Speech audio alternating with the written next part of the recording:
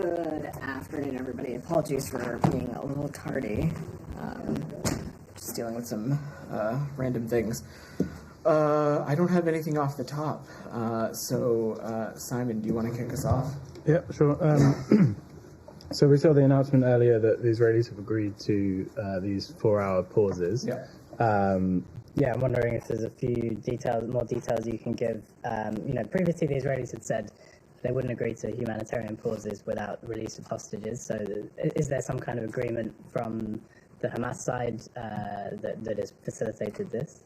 The Israelis can obviously provide you with additional details, but I wanted to note that this new development has been, I think, a direct result of some of the engagements, discussions, and diplomacy that the President, Secretary Blinken, National Security Advisor Jake Sullivan have all been deeply engaged on.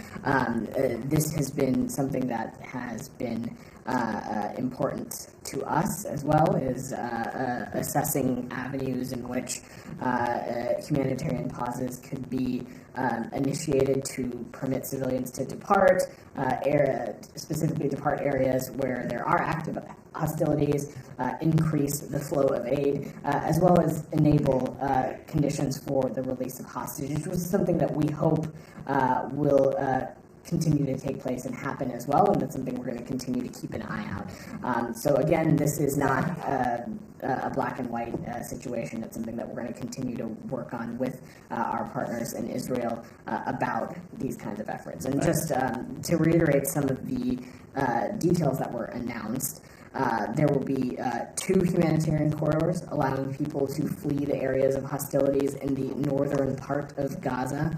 The first such corridor opened between 4 and 5 hours every day for the past few days, has already enabled many thousands of people to reach safer areas. The second route along the coastal road will enable many more thousands to reach safer areas in the south. And of course, we are continuing to work closely with our Israeli partners to address and remain vigilant about efforts from Hamas to discourage and prevent civilians from fleeing this area. And simultaneously, as we talk about this movement of civilians, it's also critical that humanitarian supplies and assistance are expanded in the areas where people are moving.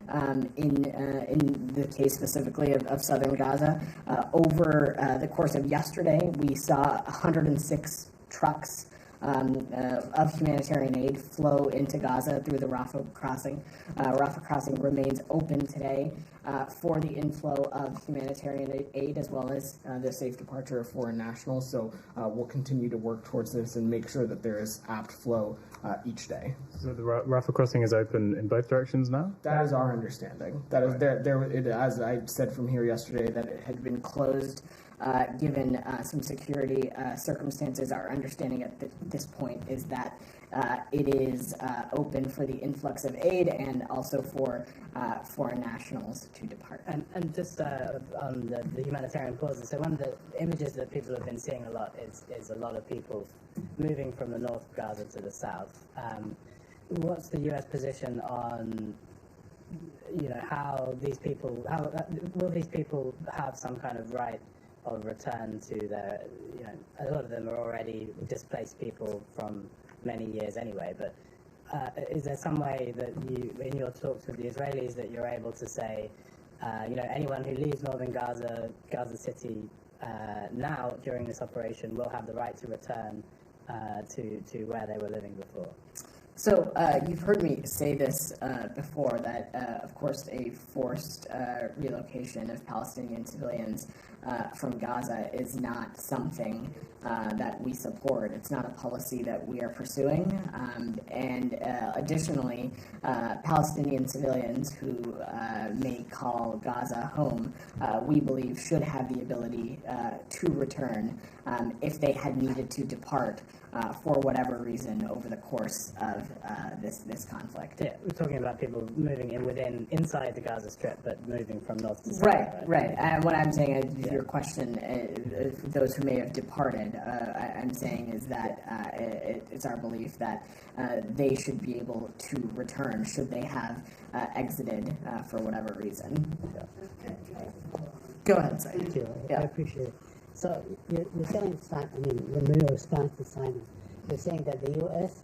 does give an ironclad commitment or promise that these people will be able to return to homes from which they were forced to leave. Site, it's not a border that we control, or it's not really an area that we have jurisdiction. So the premise of your question is a little misguided. What I'm offering, Said, is you're asking me what is our policy, and I'm sharing what our policy is, which is that we don't support the forced relocation of Palestinian civilians, and our belief is that Palestinians who may have had to depart Gaza for whatever reason should be able to return as they see fit. That's what I wanted to know. That they actually can return, and you will help facilitate their return at one point.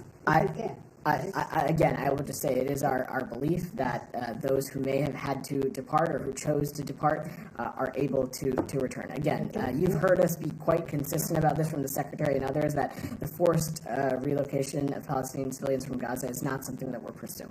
On the ceasefire, if I may, just follow up with a couple of questions. On the ceasefire, 4 hours, do you believe that the 4 hours are sufficient to get the kind of aid that you want to get through? Saeed, we believe that this is an important step in the right direction. We believe that it is a byproduct of the U.S. government and this administration's efforts in the region.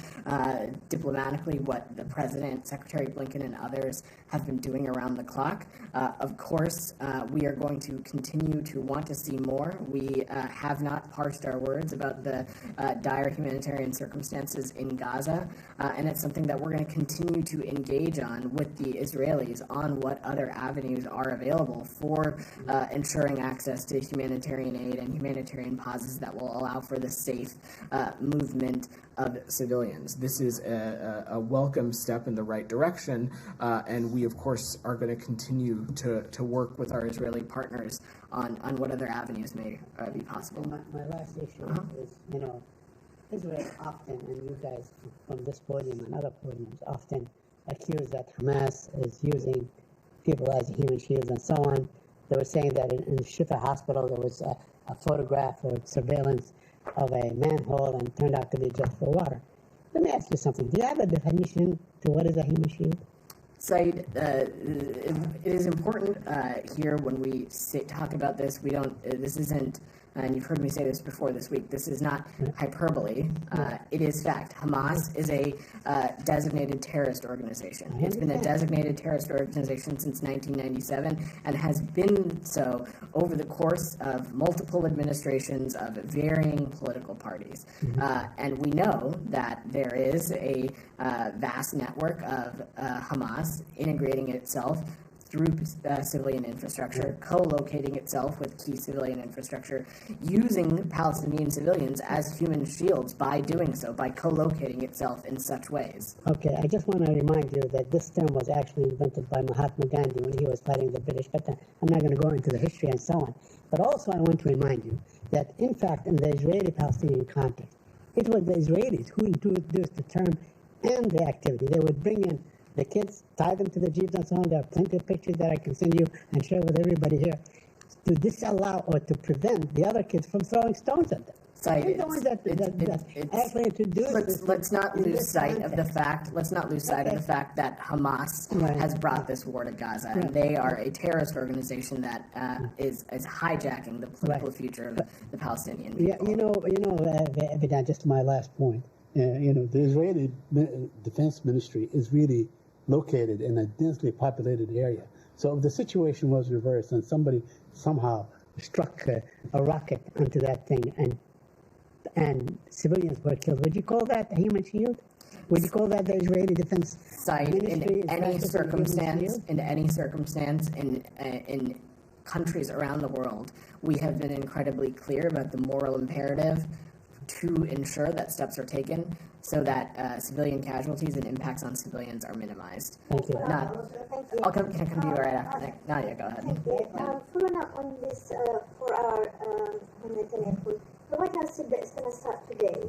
So it's like around 8:30, I think, in the evening now in Gaza. So do you still believe that's going to start today, implemented today? I have no different update. That's our understanding. Okay. Is Gaza City included in this 4-hour pause as well? I will let our Israeli partners speak to the specific operations about this, Nadia. I'm not going to get into the operational details from up here. Also, the Israeli defense minister just now said actually that they're not going to stop fighting. So do we believe them, or do we believe you and the White House that actually there is a 4-hour humanitarian? This was an announcement coming from the Israeli government, so I will let them clarify anything that needs to be clarified. We don't speak on behalf of them. What I will just say is that the announcement of this is reflective of work that our administration, President Biden, Secretary Blinken, others, National Security Advisor Jake Sullivan have been doing around the clock because of the critical role that we've been playing on the importance of ensuring the flow of humanitarian aid, ensuring that humanitarian pauses are possible so that voluntary movement of civilians is able to take place and potentially allow for the conditions to be created for hostages. And you said there's going to be 2 corridors for people to go from north to south. So when they leave via the sea or the other route, do you think, where are they supposed to go? Because if we think there is no water, no electricity, so they're going to be in the open air? I'm just like practical question. I totally understand your question, and again, I will leave it to our Israeli partners to speak to the specifics about this. Okay, and one final thing about the hostages. One final one. Yeah, about the hostages. Do you think that Islamic Jihad, who seems to be holding other hostages, not just Hamas, is this other routes that the U.S. is following with mediation, maybe perhaps in Lebanon or elsewhere? There's other channels, not just through Egypt and Qatar? I'm just not going to get into the ongoing and sensitive efforts. We have actively been working to release all the hostages in Gaza, including those Americans, and we've been clear that the U.S. supports humanitarian pauses to get hostages out, but I'm not going to get into the specifics of any of that ongoing work. Nick, go ahead. It's somewhat related. Thank you. Yeah. There are also negotiations for a 3-day humanitarian pause for the release of about a dozen hostages, according to sources who are involved in those negotiations. Is that in any way connected to these 4-hour pauses that were announced today? If so, how? And if not, can you shed some light on the negotiations? Our hope is that conditions can continue to be created that would eventually get us to a place where some of these hostages can be released. The announcement that was today is about ensuring the flow of humanitarian aid, as well as allowing the ability for civilians to move safely and depart areas where there might be hostilities taking place. But again, we'll continue to keep our eye on the ball when it comes to release of these hostages, and it's something that we'll continue to engage on with our Israeli partners. And should the news from today or other humanitarian pauses that potentially could be forthcoming allow for the release of hostages, that of course would be a step in the right direction also. Camilla, go ahead. Thank you, Vedant. Yeah. We've reported that CIA Director Bill Burns is in Doha along with the head of Israel's Mossad. Incidentally, they were there before this before our humanitarian pauses was announced. We've been told that he's there for various discussions, but also to facilitate hostage negotiations. Just wondered if you could clarify on who's leading the charge on hostage negotiations on the U.S. side, and then I have one about fuel after that. So first and foremost, I defer to the Central Intelligence Agency to speak to the director's travels. What I will say is that across the interagency, this is continues to be a priority for our government. It's what I mentioned yesterday, why Deputy Special Presidential Envoy for Hostage Affairs Steve Gillen remains in Israel, and this is something this department and other pieces of the U.S. government continue to engage on extensively. And just on fuel, Ambassador Satterfield briefed reporters a little earlier today. He says that there's now fuel available to UN implementers in Gaza, and that they hope that he's hoping that more fuel will be able to get in for other aid workers. That effort to get more fuel in, is that hope that goes alongside the 4-hour pauses that have just been announced, or is that a separate effort from the pauses that have just been announced? So the mechanical and technical way in which we would ensure the access to fuel, I'm just not going to comment on that given sort of the technical and operational specifications. What I will just say is that we know very clearly that there is a dire need for fuel in Gaza. It is key to a number of lines of efforts, whether that be desalination of water, clean water treatment, other wastewater efforts, the provision of medical care, and that is exactly why Special Envoy Satterfield has been engaged on this, to do everything we can in close coordination with Egyptian authorities, Israeli authorities, donors, humanitarian aid agencies, to turn that, to do whatever we can to increase that. Barbara, go ahead. Similar kind of question, actually. So the IDF has been quite clear that these are tactical local pauses for movement from a specific area to the south, which sounds like from the Israeli point of view, they're completely focused on getting or allowing Palestinians to leave northern Gaza to southern Gaza. In what way do you think, or can you say anything about how this might be expanded to aid? Like, it doesn't sound like it has anything to do with the aid side of it. So I guess similar to what Camilla was asking about, how do you see this moving towards the hope aid? is, Barbara, the hope is that through these pauses, through these hours and movements that are going to be taking place, that aid is able to reach those who need it, and the conditions will be created to not just allow for the additional flow of aid through the Rafah crossing, but also to those civilians who may be using that time to move, that aid is able to get to them as well. Again, I will leave it to our Israeli partners to speak specifically about the operational details of this, but we believe that this is an important step in the right direction that simultaneously will allow Israel to continue to hold Hamas accountable for these October 7th terrorist attacks. Michelle, go ahead. First, any U.S. official will participate in the Arab and Islamic summits that will be held in Saudi Arabia, and what do you expect from these summits?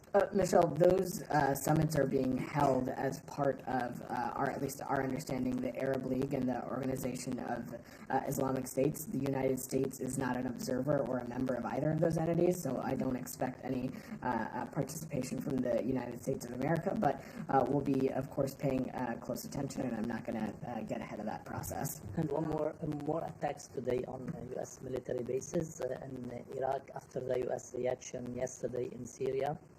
Any comment? So, since you asked, Michelle, U.S. fighter aircraft conducted a proportionate precision self-defense airstrike in eastern Syria against one facility used by Iran's IRGC and affiliated groups.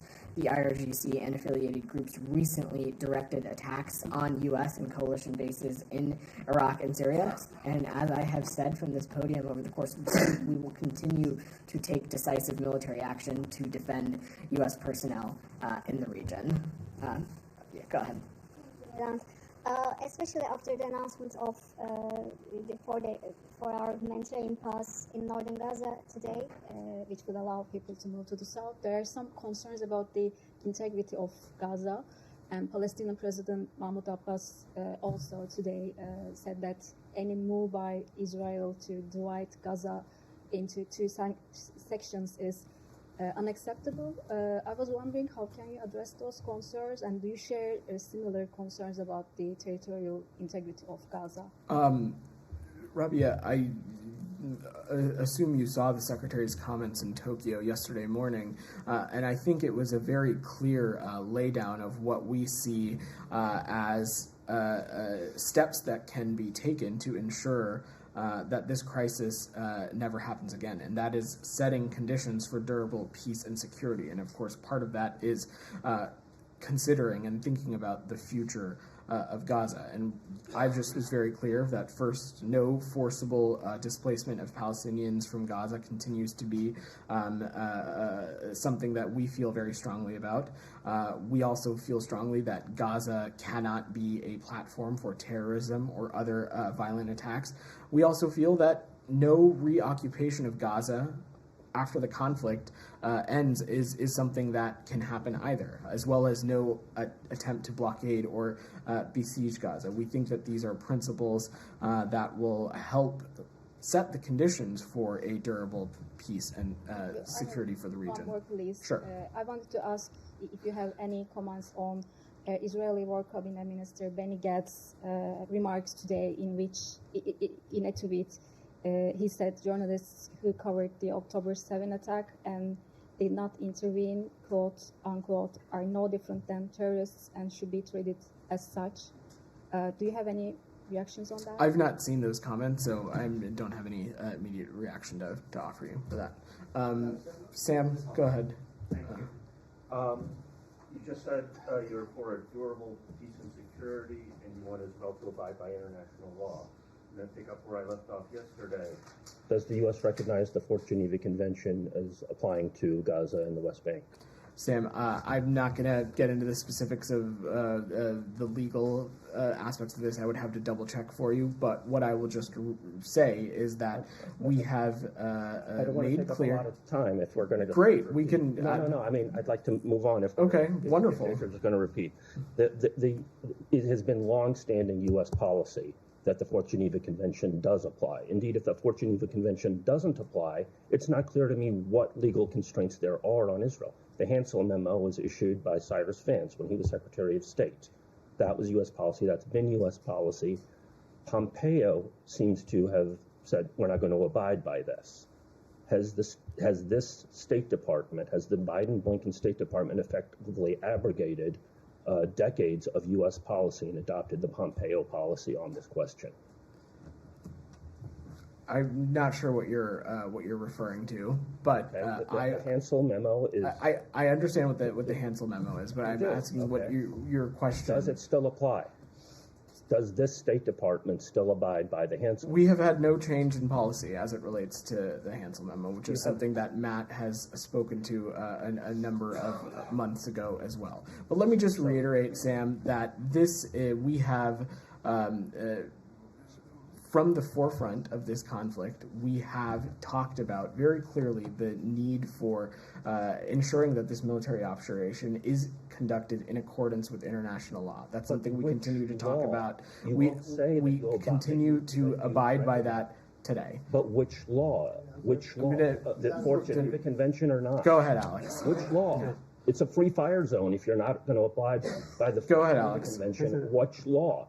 You're creating the legal concept. Sam, we've taken two. If you're going to interrupt your colleagues, I'm going to ask you to leave. No, I'm interrupting you. The rest of the room has questions that they would like to get to. I've taken your question every day of this week. Thank you, Alex. Please go ahead. I just haven't gotten an answer. Please go ahead, Alex. I wanted to push on the corridor issue. Sure. We were told by the White House this morning that the first corridor has been in use, right? I mean, what's new here? Is it just about the time period that is new, or because it has been used for multiple days now? There was this announcement of this additional corridor, as well as some of the specific updates that we're sharing, which again, our Israeli partners can talk to you in more detail about. All right, we were told from the get-go that the Gaza death toll cannot be trusted, assuming that Hamas group is interested in exaggerating those numbers. And we were today we are hearing from Assistant Secretary Barbara Leaf on the Hill. She said that those numbers are apparently higher than what they are being announced. Is that your final assessment? And if so, how do you want us to swallow that? Alex, the important thing to remember here is let me say a couple things. First, any number over zero when it comes to civilian casualties is heartbreaking. These are they represent the losses of futures, the losses of potential, the loss of dreams.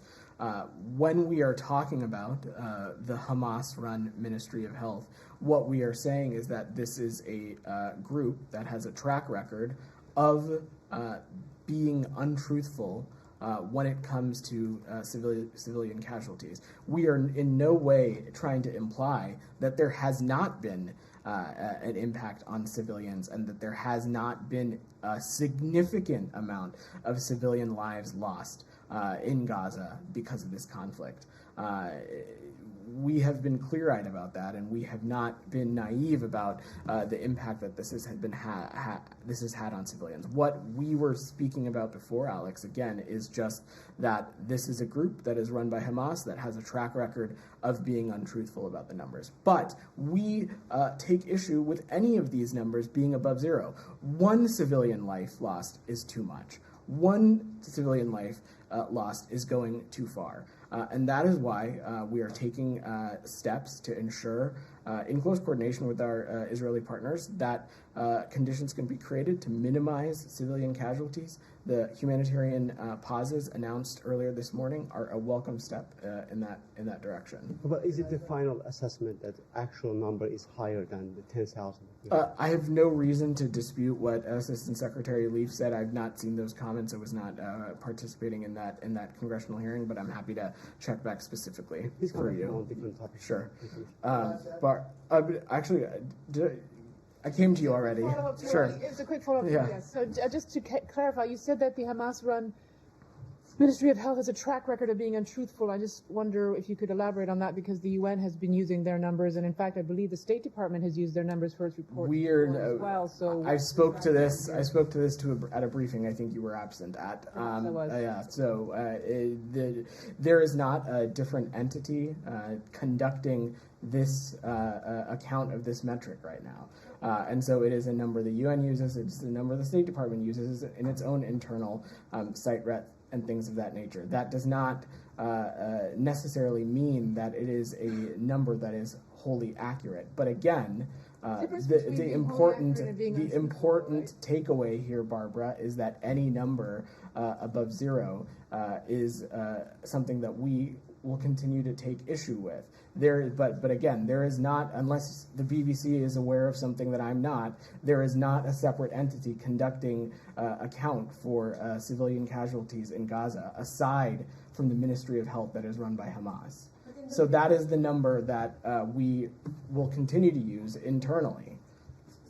But all in the previous wars, that Hamas were accurate actually in the numbers. Why do you think this time they're not accurate? We're just not going to get into the specific intelligence assessments, Nadia, but we have seen reporting, especially around the attack on the hospital in Gaza, where there has been misinformation and some of the casualty figures have been misreported. Again, this is not to minimize the impact that there has been on civilian casualties in Gaza. Go ahead. Thank you. Yeah. Just please, because it's a little bit confusing. Today, the announcement of humanitarian pauses is interpreted like a breakthrough. I mean, what if you can walk us through the difference between what's happening now, because we are seeing humanitarian aid entering to Gaza. Some civilians are able to depart, but they are not safe all the time. So is it a breakthrough? I mean, and what's the difference between what you announced today and what we are looking or waiting for in a potential deal on hostage 3 days of humanitarian pause?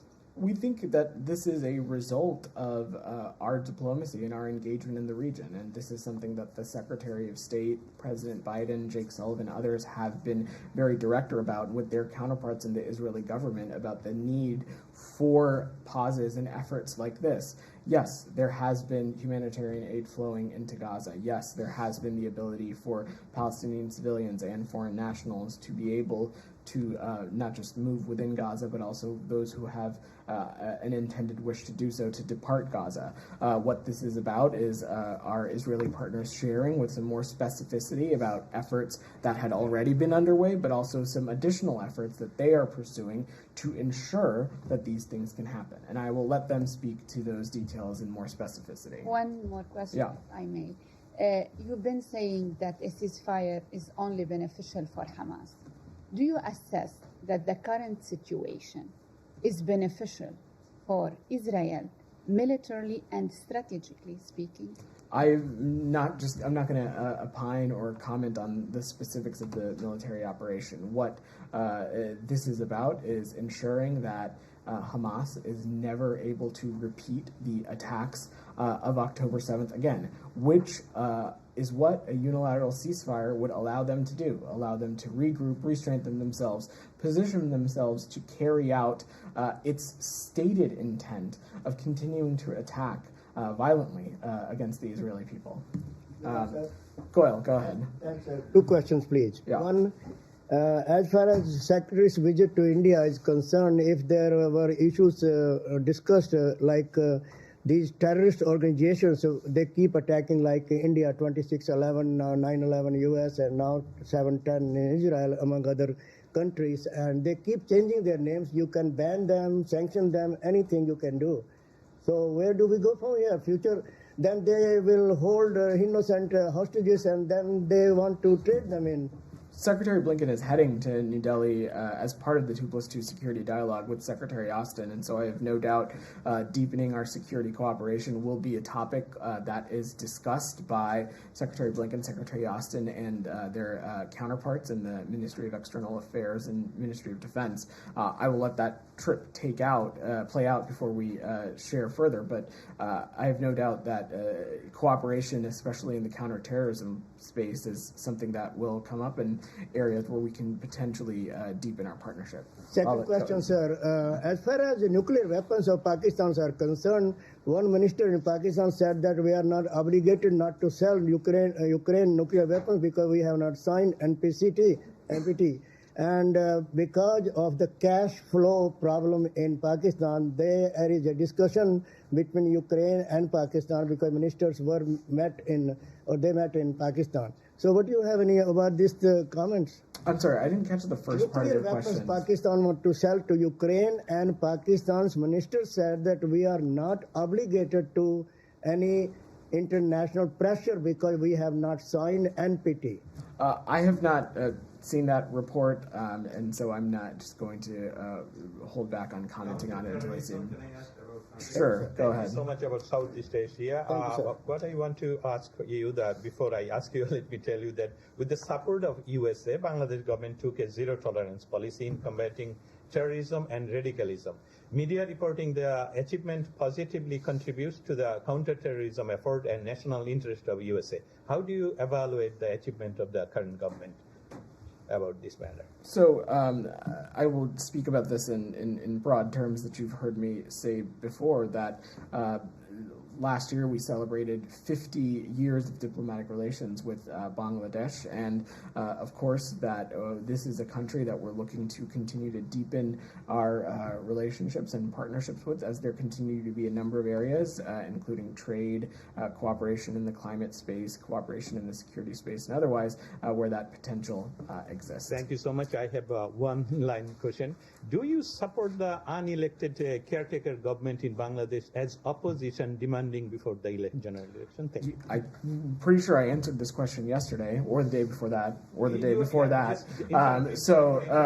Getting answer every time that everybody wants in Bangladesh free and fair election. And that continues. The question is, if you support unelected caretaker government, as you've heard us say, we do not support a particular government or a political party or candidate in any country. That in areas where there are elections ongoing, our goal and intent is for these elections to take place in a free and fair way that respect the will of the people of that country. Go ahead in the back. Thank you so much. Yeah, thank you. Yeah. During a press conference in Seoul, Secretary Blinken said that the United States is seeing and witnessing Russia providing technology and support to North Korea for its military programs. So I'm wondering, can you give us more clarity on what support and what technology is being provided to North Korea? And I have another question. Sure. Okay. Oh, no, why don't you ask your second question? The second question is, when it comes to North Korea, the policy focus has always been like deterrence and sanctions enforcement.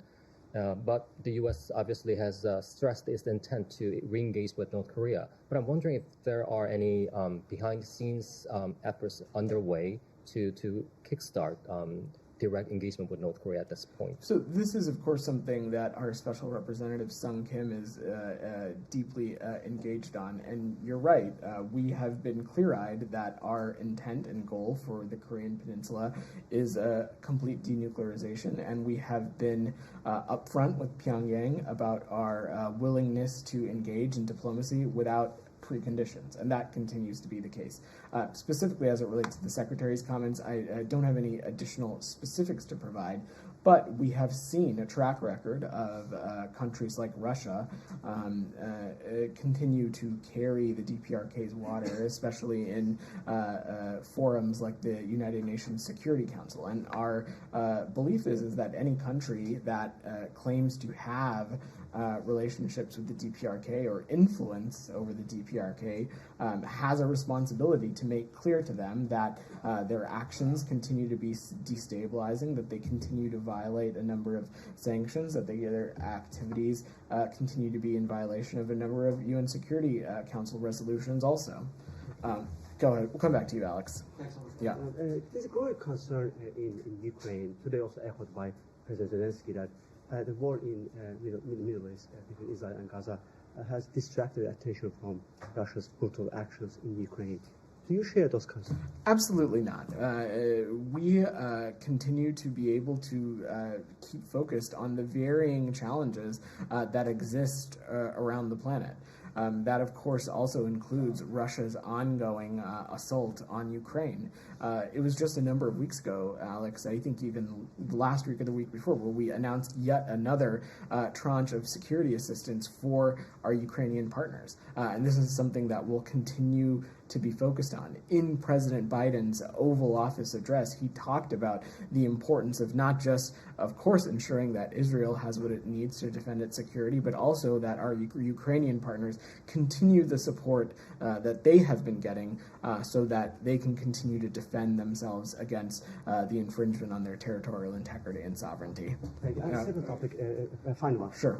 The president yesterday proclaimed November 9 as International World Freedom Day, and he pledged that his administration will support human rights everywhere around the world.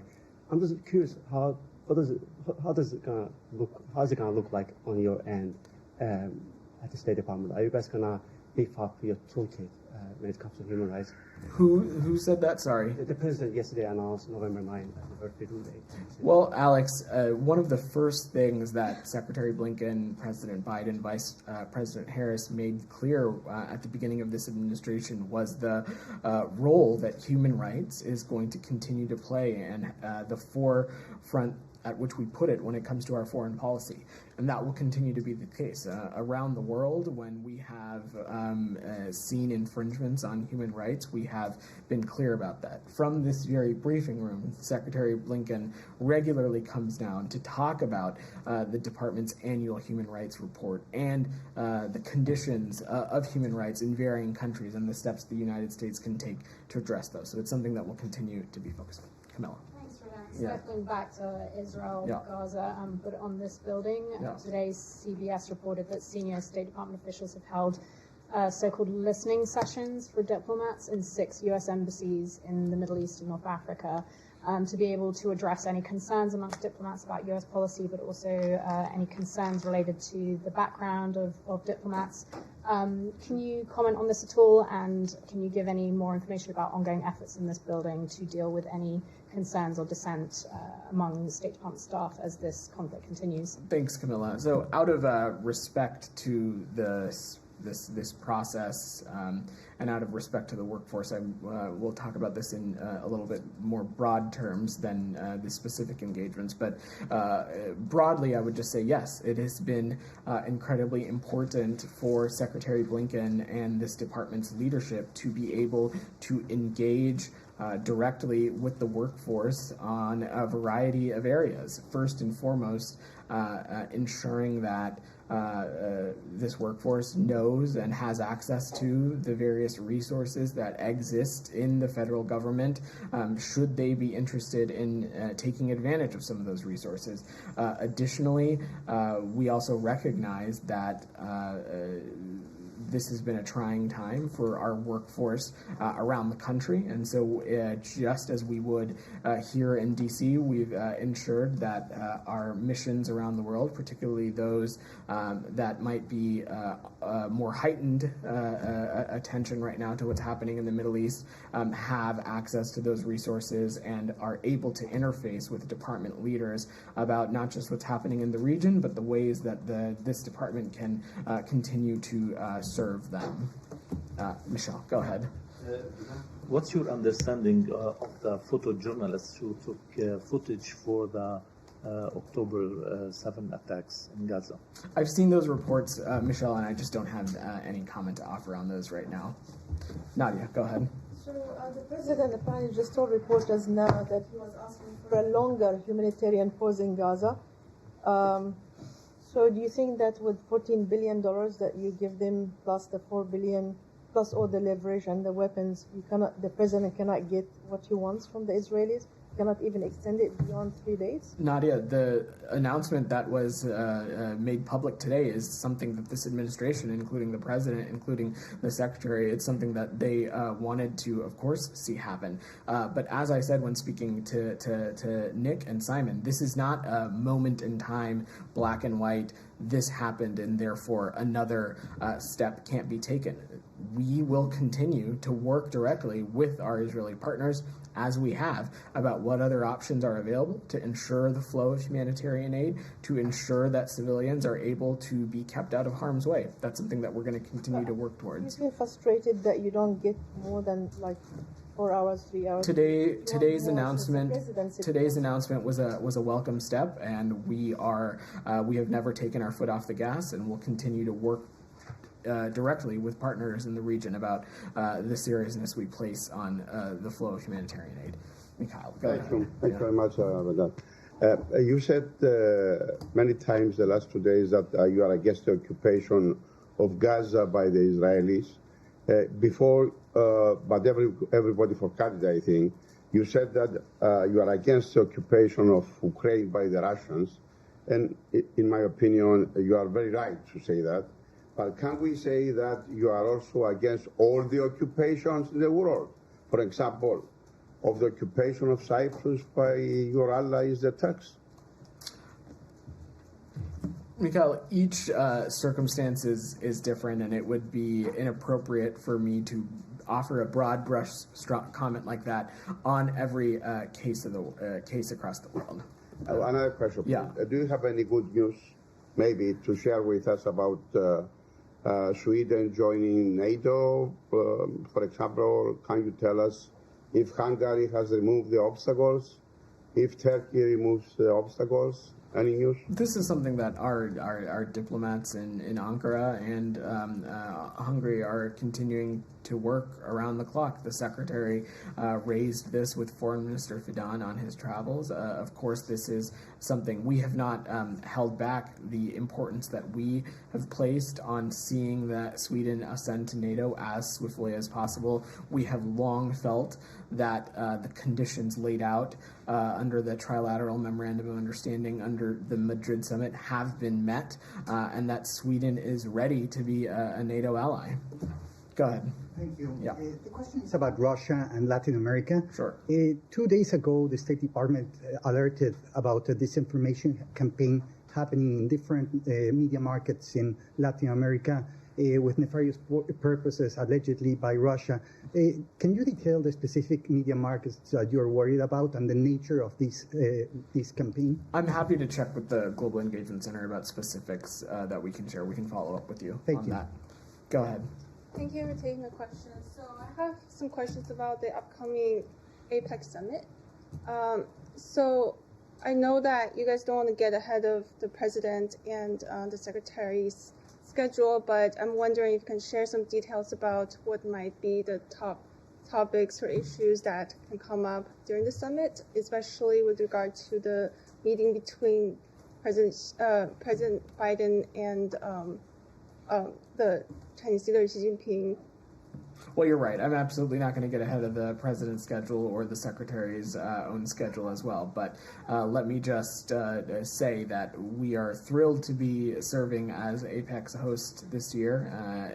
And the Leaders Week is going to mark the culmination of our efforts as it relates to APEC. And we have been focused on showcasing and highlighting our economic leadership as well as our commitment to multilateral engagement in the Asia Pacific and the world broadly. And we believe that APEC is an opportunity to highlight the direct benefits of the international economic engagement and some of the things that the United States has been leading on. So I would say tune in next week and we'll have more to share over the course of the summit. And secondly, so reportedly President Xi and President Biden will, the meeting between them will result in an announcement to resume military-to-military communication between the two countries. Is that the case? Can you confirm? Again, I think I just said I'm not going to speak to the president or the secretary's schedule. I will leave it to the White House to announce any plans for the president. So, you got two questions already. Go ahead, Joseph, in the back. Thanks. Back to Palestine, Israel.